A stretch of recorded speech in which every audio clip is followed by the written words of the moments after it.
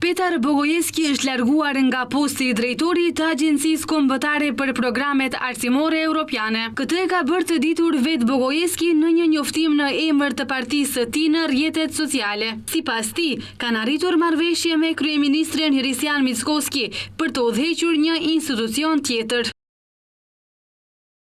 Është rënë dakord për një rishpërndarje të pozicioneve dhe institucioneve që do të menaxhohen nga koncepti Maqedonas në kuadër të qeverisë, me të cilin është vërtetuar që kryetari I konceptit Maqedonas Petar Bogojevski do të udhëheqë një institucion tjetër.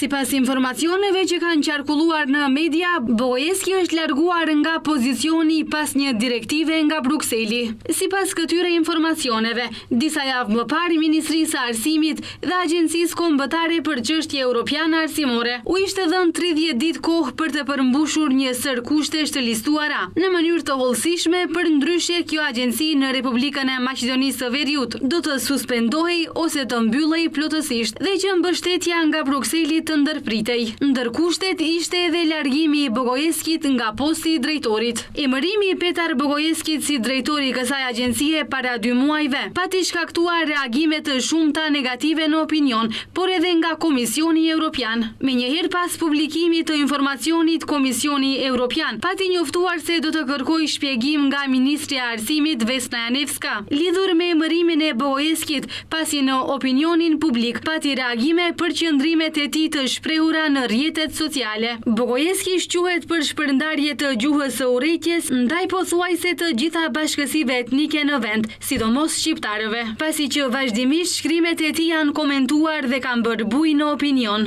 Ai është akuzuar edhe për keqpërdorime